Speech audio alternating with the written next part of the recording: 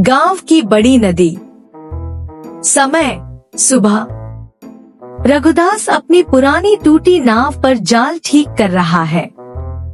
ठंडी हवा चल रही है, सूरज निकल चुका है, लेकिन रघु के जीवन में अंधेरा है। भाव, गरीबी, संघर्ष, उम्मीद। दो गांव वाले मोहन और बशीर रघु की नाव और किस्मत का मजाक उड़ाते हैं। वे उसकी गरीबी और बेऔलाद होने पर ताने मारते हैं। रघु चुपचाप सब सहता है। भाव, अपमान, अंदरूनी दर्द। रघु मन ही मन कहता है कि वह रोज उम्मीद लेकर नदी आता है। हार मानना उसके लिए विकल्प नहीं है। संदेश, गरीब आदमी हार नहीं मान सकता। मिट्टी का घर।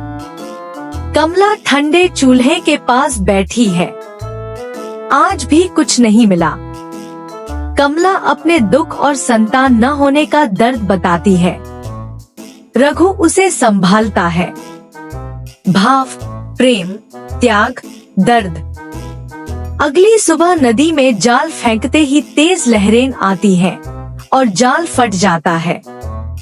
रघु भगवान से सवाल करता है।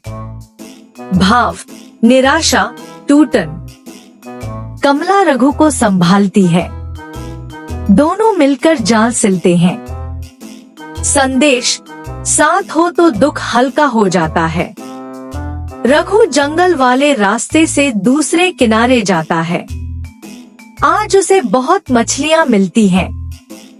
भाव, खुशी, उम्मीद। रघु बाजार में मछली बेचने आता है। मोहन और बशीर अफवाह फैलाकर ग्राहकों को भगा देते हैं। कोई भी मछली नहीं खरीदता।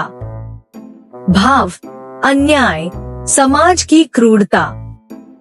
रघु मछलियां वापस घर ले आता है। कमला समझ जाती है। रघु खुद को नाकाम समझने लगता है। कमला फिर भी हिम्मत देती है। जंगल के रास्ते में रघु को एक बूढ़ी औरत मिलती है। वह रघु का नाम जानती है।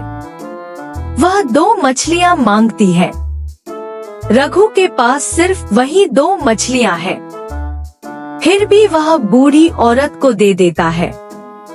बूढ़ी औरत, थकना पाप नहीं, हार मानना पाप है। रघु खाली हाथ लेकिन संतुष्ट दिल से घर लौटता है। पहली बार मुस्कुराता है। घर की हालत खराब होती है। रघु गांव के सेठ हरनाम से उधार लेता है 2 महीने का समय। रघु मेहनत करता है लेकिन कर्ज चुकाने लायक पैसे नहीं जुटते। भाव, डर, चिंता।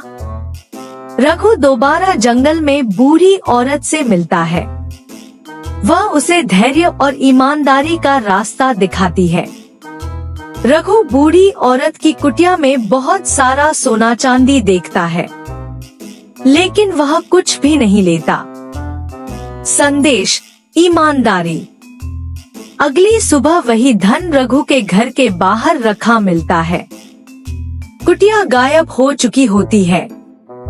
रघु और कमला समझ जाते हैं कि बूढ़ी औरत कोई साधारण इंसान नहीं थी। वह भगवान की भेजी हुई परीक्षा थी।